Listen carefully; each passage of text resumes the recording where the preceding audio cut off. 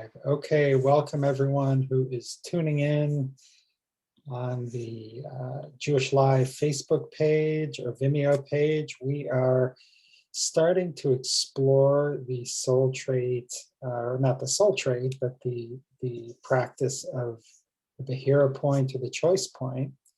But before we do that, we were going to do a check-in. Last couple of weeks, we've been practicing Hitlamdut, which is self-reflective learning. We took a practice on last week to see what we might learn from other people or from watching other people. So I know not everyone was here. If you weren't here and you want to kind of check in, maybe you can talk about some mindful choices you've made this week. So either a mindful choice or some way that self-reflective learning showed up. Who would like to share? Okay, so I think I kept forgetting to pay attention to people until after the thing happened. But I think I actually was trying to relate to the person, if it was the checkout person or a friend, or I got an email. I forget what I was doing at the time, but a friend of mine had some terrible rash, and she got it like a week after her COVID vaccine. And so I called her right away because first I was saying, I'm doing something. And I said, no, this is more important. And besides, it's really good to hear the voice of this, she's a nice, good friend, and it's good to hear her voice. And I tried to, be sympathetic. I mean, I was sympathetic. Yeah. And so I felt like that was a good choice. Great. Yeah. Thank you. Putting your friend over whatever else was going on. Wonderful. Thank you. Elizabeth. So a friend of mine passed away a couple of days ago, completely unexpectedly, and not a close friend, someone I've known for a couple of years. And with COVID, etc., I haven't really seen him, would be more a person I would bump into occasionally. And his passing and all the eulogy that were written about him made me realize how little I had listened to him, and how I had not made any particular effort actually to connect, or even to just to be a mensch. And that really hit me hard. And I think what I'm saying is that also realizing, since I've been doing Mussar more regularly in the past couple of years, how much I've learned about active listening. Not that I do it all the times and do it well, but certainly compared to 2 years ago, there is a much greater awareness. And now, with this person's passing, it's really the lesson hit home even more forcefully. Thank you for sharing that, Elizabeth. I listen with an open heart, and may your friend's memory be a blessing. Would you like to share their name here? The name is Skander Reed. He lives in Bishop, California, an artist. He will be missed by the community as well as with the people who knew him better. Thank you. Thank you for sharing that. Who else would like to share? Well, Kathy H., welcome. Nancy, was that your hand I saw? Yeah. What I realized was how self-reflecting on something that happened with my son, and we kind of had a disagreement last week about the whole COVID situation. He knew I was upset. He invited me over for dinner. I declined because we're not all vaccinated, and it took him a week. And he and my daughter-in-law came over last night and exchanged what we were supposed to do a week ago. And I was paying attention so much over the past week, it almost was like getting to me. Why was he acting this way? What was going on? And so the self-reflection was, he had something going on in his life that I didn't realize. I responded in a negative way. and let it eat at me all week. Mm, And when they came over last night, we spent about a half hour talking and just understanding where somebody else is coming from can open my own self-reflection of how I responded, how he didn't know what I was going through, you know. And so I think that that was a real learning experience for both of us, to see how somebody else, what they're going through and how we respond. Yeah.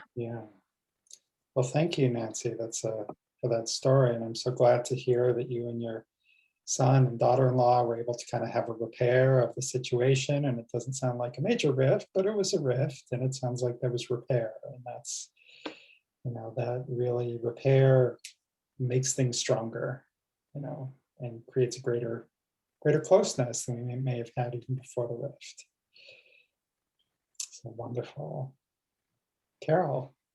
It was an interesting week because I did not interact with anybody, any person-to-person way, and there weren't even very many people for me to watch. But I was paying attention to what this young girl that I know from horseback riding was posting on her Facebook, and it didn't sound good. So I messaged her, and we messaged back and forth. She's very depressed and having anxiety and panic attacks. She was asking me if I'd been through that. I said, yeah, I have. And we talked about what it was like a little bit, but she wasn't really responding. So I decided, okay, I'm going to jump in with both feet here, and I'm going to call this child. She's about 16. So I did. We had a very nice talk. She's very scattered. I really can't get a handle on any cause or even when it started happening for her. But I just let her talk. I just let her talk and ask me questions and answer mine however she wanted. And I thought, okay, that's nice. That's it. That's good. I put it out there and said, call me. Yesterday, she called me. Well, I said, what's up? And she, oh, nothing. I just felt like I needed to talk to somebody. I wanted to talk to somebody.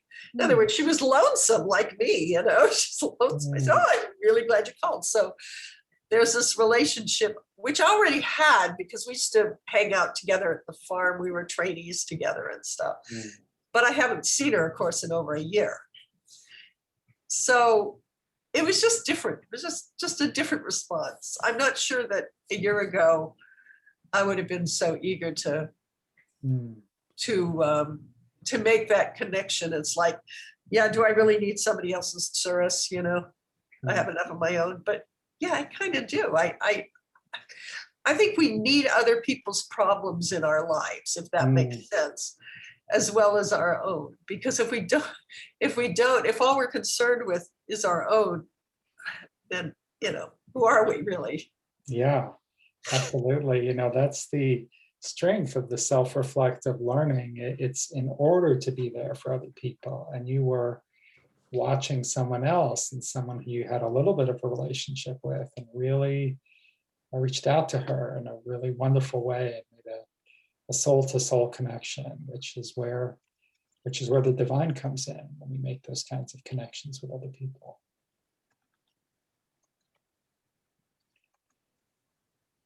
Jane, were you going to add something? I didn't know if I'd seen your hands or not. Yeah, my hand went up on what Carol was saying, only because I'm a clinical social worker. And I think you're talking to a minor, and the parent needs to be involved at some point to know what's going on, because it could be potentially a bigger problem than you're aware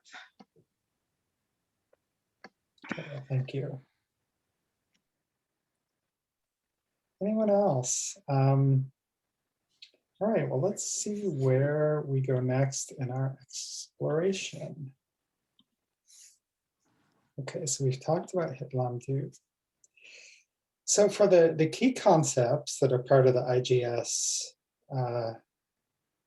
Tikkun Middot Curriculum, the third one is that each person has a unique soul curriculum that can guide them on their path of growth. And as Alan Moranis taught, our role is to discern our personal curriculum and utilize every opportunity for growth. So what does that mean, to discern our own curriculum and use that as an opportunity for growth?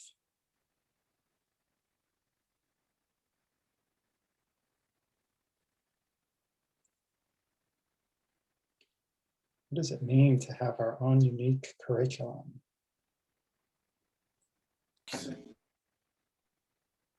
We're all on our own journey. Similarities, but we're all on our own journey. Mhm. And what is important to me takes me in different directions. Mhm. And Yeah, there's always opportunity for learning. great. We have unique needs, a unique journey, and opportunity for learning. Yes, Elizabeth.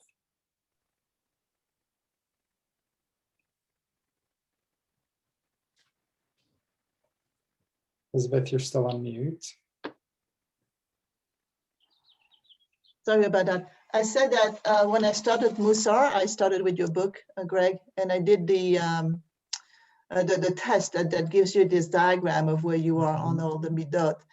And that was very helpful to set my own curriculum. I think that without some objectiveness into the process, I would have happily ignored some of the traits I would have more trouble with. Mm. Yeah, thank you. Kathy, did I see your hand? I was just going to say this, just about the same thing, that, looking at the different mudot, if I have too much humility or too little, or order, or, any of them, hesed or whatever, I think we all have unique curriculum in terms of strengths and weaknesses, and to self-reflect upon ourselves and kind of try to determine, what our curriculum should be, especially looking at the mudot and other things, and then attend to them. Yeah, wonderful. Thanks, Kathy. Harry. Harry, you're on mute. Harry, please unmute.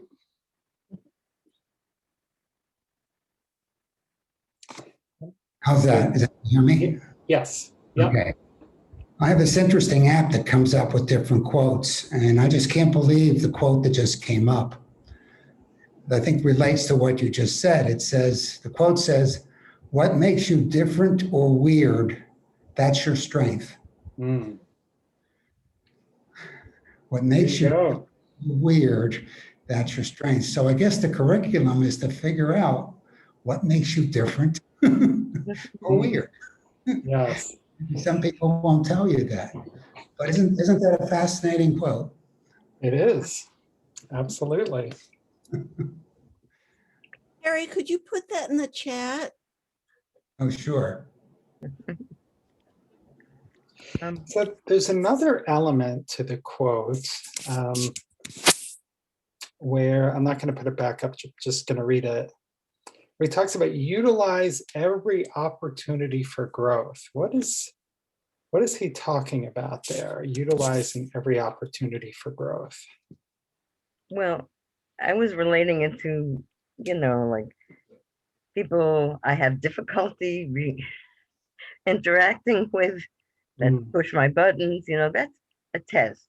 Right now, I'm trying to get things together for Passover, and time is running out, and that's like a final exam. That's like, I mean, crazy. And I think, well, I have to make it because I have at least one guest coming on Saturday night.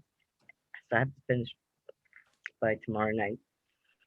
And so that's what I think. I think it's like every interaction we have with people, there's probably, something that either we can relate to or that pushes our buttons, or, we see something, like somebody was saying, oh yeah, it was a checkout guy actually was telling me about these, I don't know, somebody I interacted with telling me about these 3 girls on bicycles, and they all wore masks, but none of them had helmets on. It's like, and his reaction to that, and so. Thank you, Joanne. Yep. Yeah, thank you. Janos. Well, since I got this concept of growth and your own unique curriculum actually helped me probably the most in my life, because realize that when you just finish whatever you complete, it's just the beginning of something new.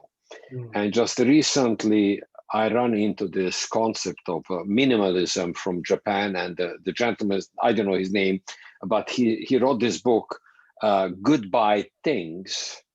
So I started downsizing and minimizing, and then realizing, since I'm downsizing, I mentioned that before, well, I have a problem with 4,000 books I cannot bring into the condo. I have a whole collection of vinyls. I have a whole collection of CDs. You name it, and I cannot part with that. So that become curriculum, and I'm listening to myself. And it's really challenging at every level. So I just added minimize and downsize on every level. It really helped me a lot. Thank you. Well, I think having to deal with 4,000 books and CDs and vinyls is a very good segue to starting to talk about our choice points, because there are, as painful as it can be to choose, like for our things or for downsizing, there are choices that we face all the time, and there are choices that we fail to recognize, I think, even more often.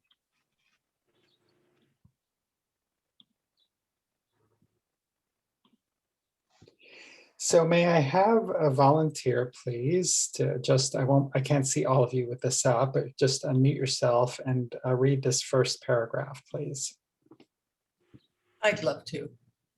The Bechirah point is the place or moment where our habits of mind and heart or irrational cravings for everything from food to sex meet our awareness of the right thing to do. It is a moment when we wake up to what is happening and become aware of our behavioral options. Thank you. Okay, so what is Rabbi Jaffe sort of teaching us here? What is he, how is he framing the Bechirah point?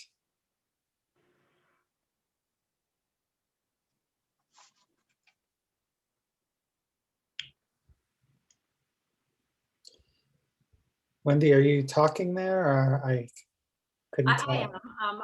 It just looks like you need to make a choice at that point between good and evil, but that's not all, because then you also need to identify good from evil. You need to be able to identify good and evil, the inclination, I mean. I think that's, you're just right there. You've got to make a decision between the two. Yeah, great. So that's sort of something that's implicit. He's sort of defining a particular kind of evil. Like sometimes, it's like, okay, I could, join the crowd of people that are chanting, racist things, or I could tell them to stop. I mean, that's like a good or evil choice. But what's the sort of evil being framed as in this this maybe evil with a small e?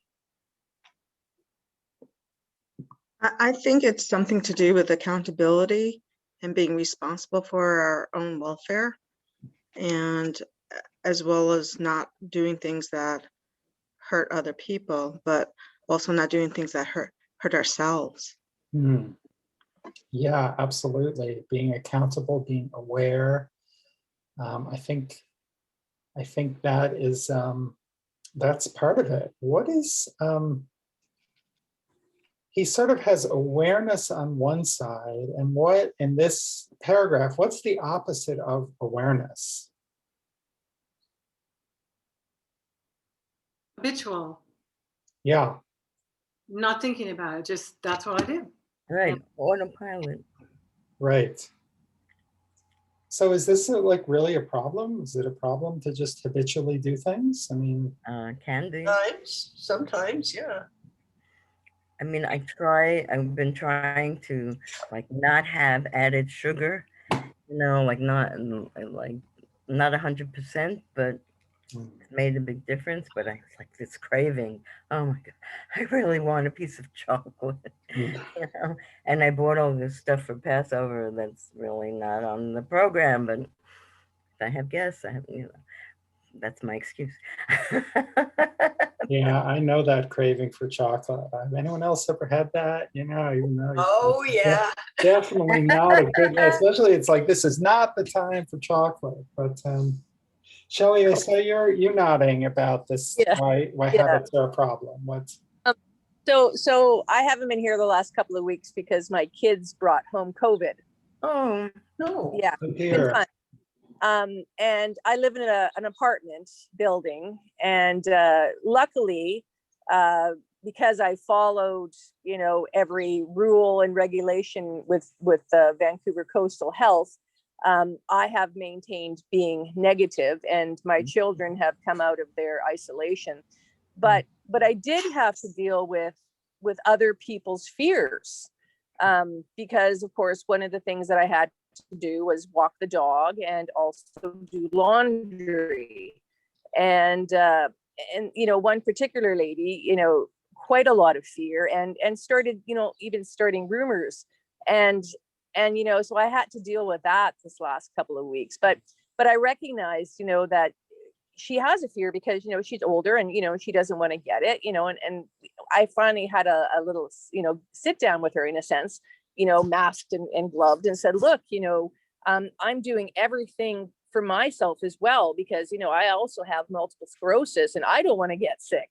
Right. So if I'm going to follow those rules, I'm also following the same rules for you. And, and so her fear and, anger and stuff, I think I also helped her to understand about COVID a little bit more, because sometimes when you call, these numbers, they only give you a basic amount, and each case with COVID is different. And, that's what I was explaining to her, is that, my kids were only sick for maybe 2 days, and they only had headaches and a fever. And, thankfully it's not this variant that we have now going through our province. And also had to, deal with everybody else that she, kind of riled up in the building and stuff. So it's been a humbling experience for me.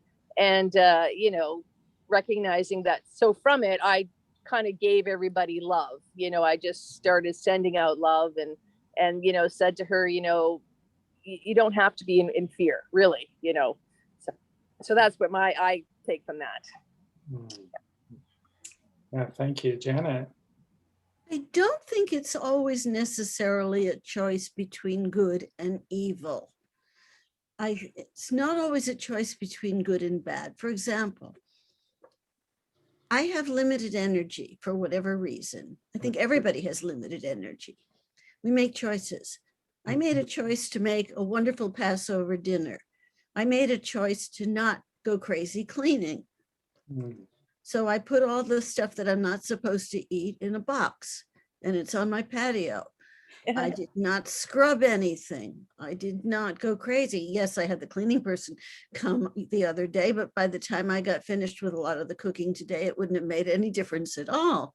But that was the choice I made. I can be a compulsive cleaner. I made a choice not to be.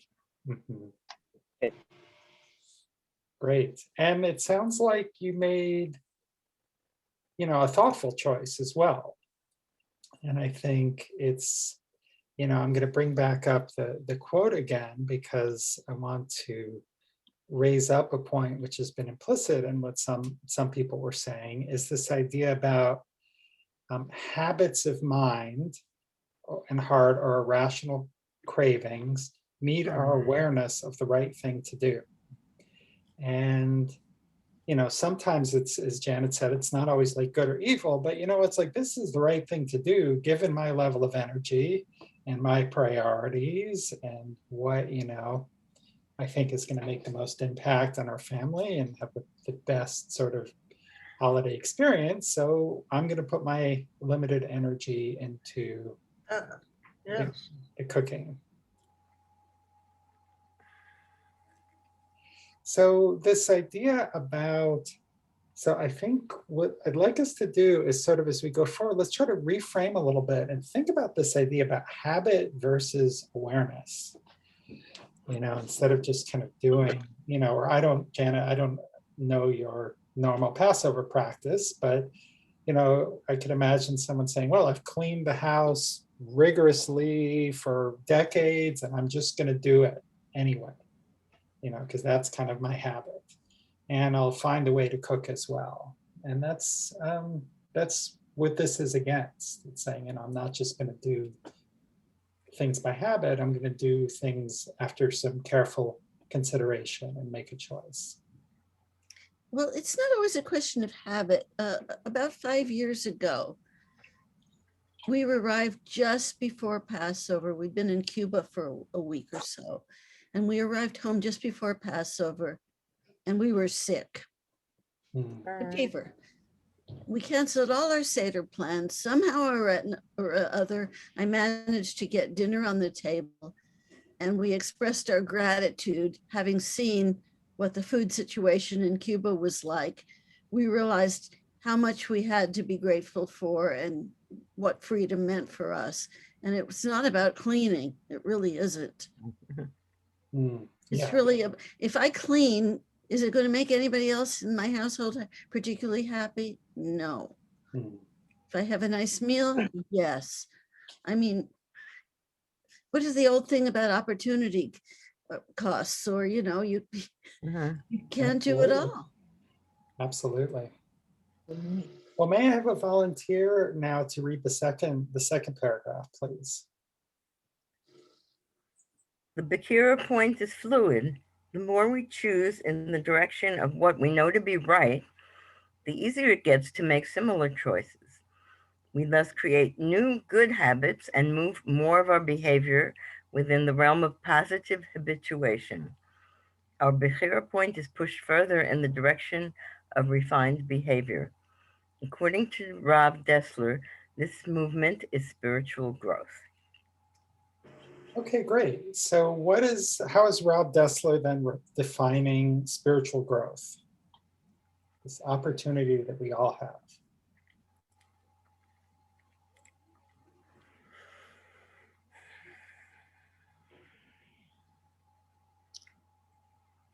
Can I speak? Yeah, absolutely. Okay. So, you know, when I read that, I think of how we habitually even say things that we don't even consciously or aware of, you know, like, oh, I don't have time to do that. And I've started making myself aware of how I speak, and taking those things out. Because of what I've been going through, I've also changed my routine. You know, I wake up in the morning and I now meditate. And late at night, I go for long walks. And so, you know, I'm choosing my routine, and, you know, and I'm actually becoming a happier person, and I'm sharing it with everybody as well. Thank you, Shelley.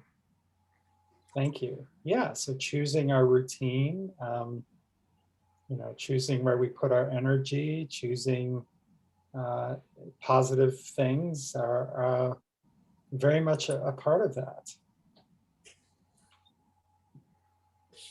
I think another thing that I really see in here, which is complementary to what Shelley just said, is, you know, we were saying before that we each have our own unique spiritual curriculum, and that everything's an opportunity for growth. And according to Rav Dessler, I think spiritual growth is making good choices. Because when we're faced with a real choice point, it's not like one of these, oh, I always stop at the stop sign, you know, that's not a choice point. I'm just kind of going on by habit.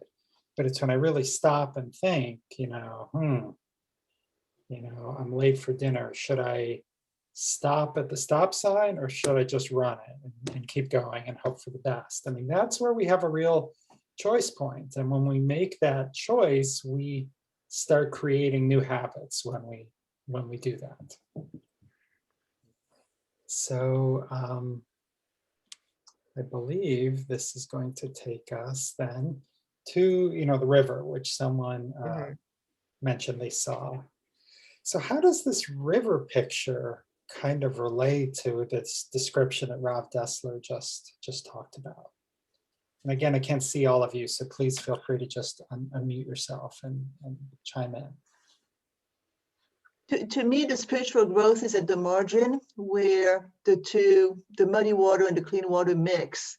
with the idea that eventually there will be even enough mixing so that there will be more clean water than dirty water. But it's a constant process. It never stops. Yes. Yes. Pers- Well, Perspective on this is very interesting, because is the water moving toward us or is it moving away from us? Mm. And if you consider that it's moving toward us, therefore merging more, then you take one interpretation.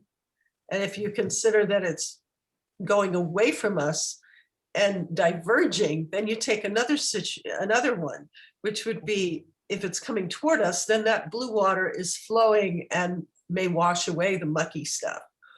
If you think of it the other direction, then if you go into the brown water, then you have absorbed so much of that negative decision making that now you're on that track for a long time, and it will be difficult to get back to the blue water. Depends which way the water's going. Mm. beautiful. Thank you, Carol.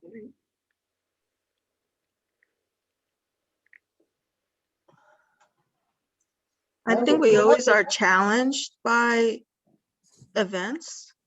It's hard sometimes to make the good decision when feeling low or tired. And there's a balancing act in terms of self-compassion, and how much is too much self-compassion in making unhealthy choices, but you want to feel better.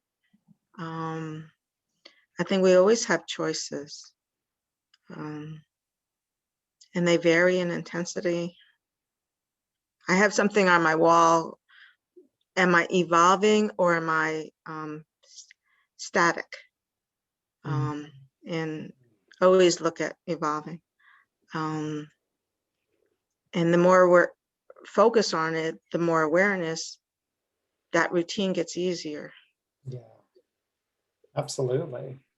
And I think that that's really a lot of the crux of this Bechirah Point teaching, is just trying to bring more things into awareness. I mean, I think for me, there are realms of my life where, I'm, have positive habits, and I'm over here in the clean water, and, I say please and thank you, and I stop at the stop signs. And over here, I have some areas where I have habits where if I'm on my computer and someone walks in the room, I don't stop working and look at them. I keep looking at the computer even while I'm talking. I mean, I would say that's, sort of a muddy water type habit, but it's the more that we can sort of pull ourselves into this range, we can get, we sort of get that spiritual growth. And I think his point is that, when we make a good decision from the choice point, the clear water gets a little bit more over this way. And if we make, a not so good choice, the water goes over there. But then that's,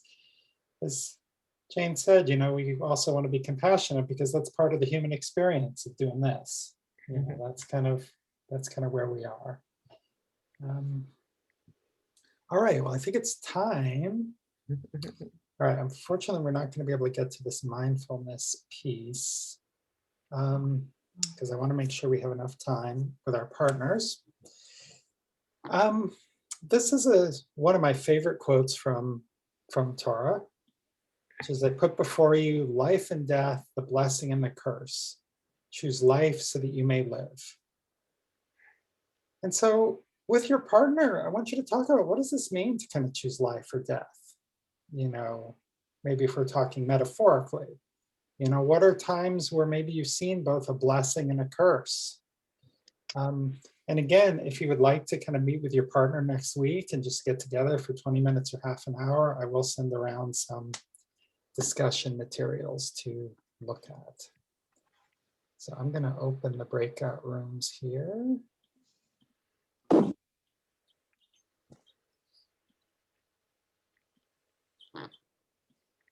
Okay, so all rooms are open. So you should see a please join breakout room.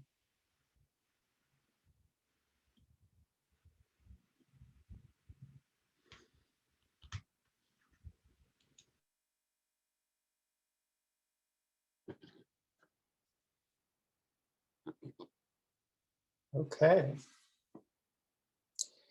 Well, for those of you who are live streaming, I'm going to do like a little hidden teaching about Passover. I'm just going to set a timer.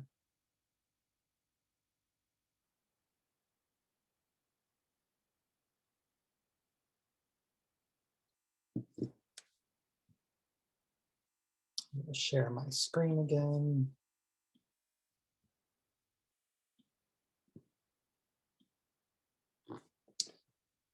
So this is a teaching from Sheila Peltz-Weinberg. And she's talking about, using this metaphor of crossing the Red Sea for something that it takes a lifetime of practice. Liberation just doesn't happen automatically. We need to show up, we need to practice, and gradually over time, more choices and more freedom become apparent for us. So thank you so much for watching. I invite you to come to AmericanMussar.com, sign up for the email list. If you'd like to join us by Zoom next time, we would love to have you. And have a happy Passover.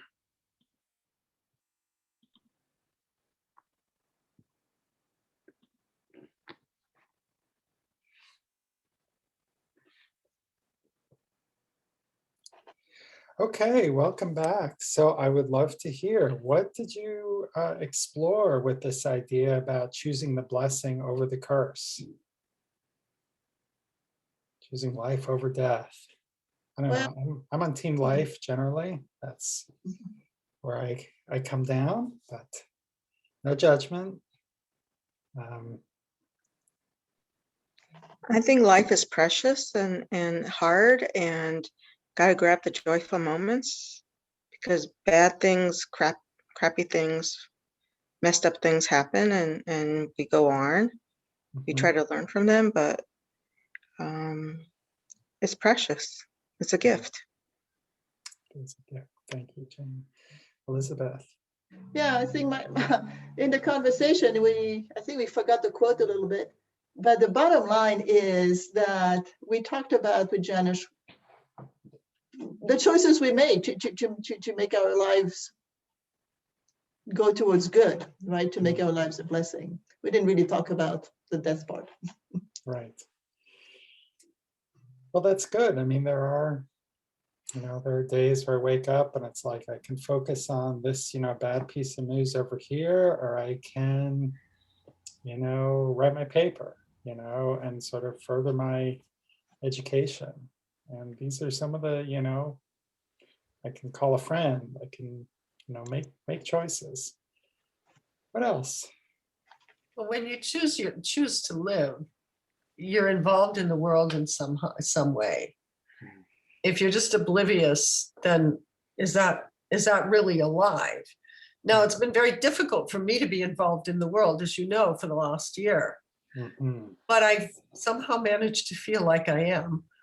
Yeah. And that's a choice I made. I said I could just sit here and, read junky novels and ignore everything and just sit here and stew, but I'm not going to do that. I kept on doing classes and holding the spirituality group, facilitating that, and doing some study and going to services online. So I stayed and reading things that kept me on social media, cued into the people that I'm hoping to meet up with again after this has all kind of died down and I'm all vaccinated and everything. So I've tried to, it's not been easy, but when you are involved in the world and in trying to heal the world, that's living. If you're not involved in the world, you're not taking full advantage of that decision. Yeah. And there's no being involved in the world and having it all good all the time. That's just not the world we live in, unfortunately. That's where we're at. But boy, there's an awful lot of good, and we can help grow that. But without falling over the stumbling blocks, you don't really learn to lift your feet. Yeah. That's a good one. I also like was relating in this to choosing to join an Orthodox shul that is close to where I happen to live, instead of going somewhere else where actually the people weren't so friendly and it just didn't really fit in. And I'm so glad I made that decision. That was like 15, 16 years ago. And they were very supportive. So when things are not good, it's great to have a supportive community. Yeah, absolutely. And I consider this as a supportive community also. I appreciate Well, it thank you very for being much. a part of making it that way. Well, thank you. My pleasure. Janos. And we are also making regularly decisions, staying human beings or being human doings. Yes. Right. Yes, that's why we were given Shabbat, the day to just be. You know, it's, I read this interesting teaching about Shabbat that was, you know, the work of creation wasn't done after 6 days. It's just said that God ceased, you know, as if all of the work was done. And then, you know, after the day of rest. So it kind of gives us an opportunity to just cease working. You know, the text doesn't say creation was done, God kicked up God's feet. It was God ceased and rested. So that's where we can rest. That's where we can be. Right, creation goes on. I forget, there's some other prayer where it mentions something about creation being ongoing. That's why these creationists have it wrong. Life, everything's evolving. Yeah. As somebody was saying about evolving, you know, we should be evolving too. Creation is ongoing.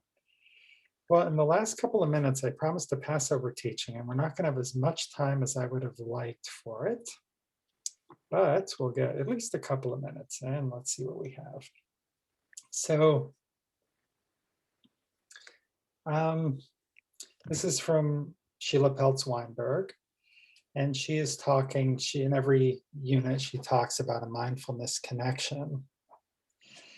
And so there's a couple sentences that really resonated with me. You know, one is mindfulness and Middot work is that in mindfulness and Middot work, there's a profound goal to increase human freedom. We train for this liberation so that we can fulfill our human purpose as reflections of the divine. So there's more Passover tie-ins, but just because we have a few minutes, you know, we are celebrating freedom. We are celebrating liberation. Reb Nachman taught that every human every year should undergo liberation and freedom. And I really like the way Rabbi Peltz-Weinberg talked about training for this. You know, what does it mean we train for this?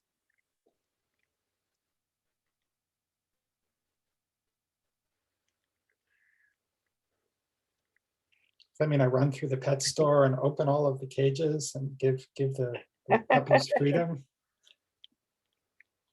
What does it mean to train? I think it's this whole process of like dealing with our habitual mindsets and bad habits. And if you're free of that, then you really are free. I think freedom without awareness isn't really freedom. You know, freedom's just another name for nothing left to lose then. That's all it says. That's all, Bobby. Yeah, if you're not aware of what's happening, how do you use freedom to any advantage or any good? Yeah. Because you don't know. You just, wow. But can we just snap a finger and say, okay, I'm going to be aware now? I wish. Right. I'm aware. Okay. Let awareness begin. Yeah, Elizabeth. Please unmute. You can take the people out of Egypt, but it takes a lot of time to take Egypt out of the people. And I think that's training. to understand how to function within freedom. Yeah. Because there is a lot of decision making, hence responsibilities, and as Carol mentioned, awareness that needs to be learned. Absolutely. I was thinking, sorry. Go ahead. Well, of this year of COVID, we've been in the desert, so to speak, in the wilderness. And we've been learning how to survive in this new way. And I think, you know, we could make some new questions for Pesach. Develop some questions about what does freedom really mean, and learn how to be free in different ways, whether it's materialistically, socially, personally, you know, whatever. I think we're all, I always view life as evolving and learning, never stopping. Yeah. So that's how I view it. Yeah, thank you. Well, in our last couple of minutes, there's another word for training, and that word is practice. And so let's talk about our practice for the week. And so this week I'm offering a mantra practice. So you may want to write this down, where the mantra is stay awake and choose wisely. And which fits very much on our kind of theme of not being caught up in habits. So if we begin our day with 2 minutes of chanting this or meditating on stay awake and choose wisely, that can help us frame our day. And then, you know, as you go through the day, sort of try to be a little more mindful about your choice points and try to pay attention to when is it that you're just kind of acting by habit, and when is it that you are, you know, making a choice. And our brains are wired to kind of create habits. I mean, when we're driving a car, we don't want to have to think of every step of changing the lane. You know, we just need to focus on looking and make sure no one's there. But all the other parts, you know, they're a little bit habitual. But the more that we can be aware, you know, the more freedom that it opens for us. And then, you know, you have the option, you know, to journal at night, to just, or in the moment, to just say when you've noticed something, and to write that down. Okay, friends, so in closing, as we close our sacred space tonight, let us all close our eyes. And take in a deep breath through the nose and hold. And exhale through the mouth and hold.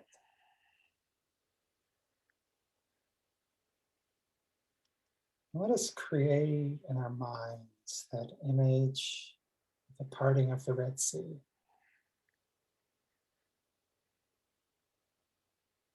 Someone made a choice to step in first. The waters parted.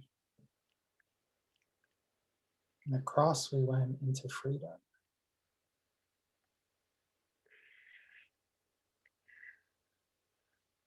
We became liberated from our narrow place,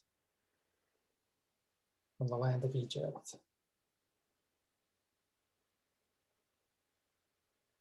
What is one choice you can make to liberate yourself from your narrow place this coming Passover?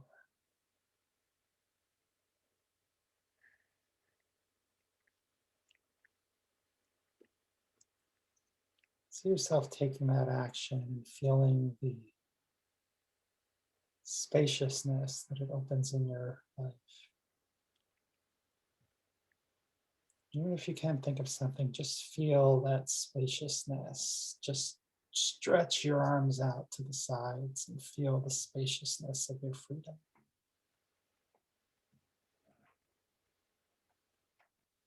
Now let us take a moment of gratitude for community and for this hour we've spent together in companionship.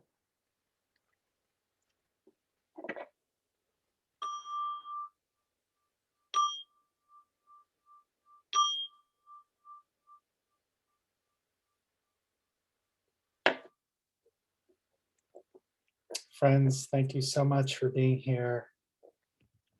Wishing you a joyous Passover if you celebrate it, a wonderful weekend, whether you celebrate it or not. I will be on vacation next week, but I look forward to seeing you again in 2 weeks. Great.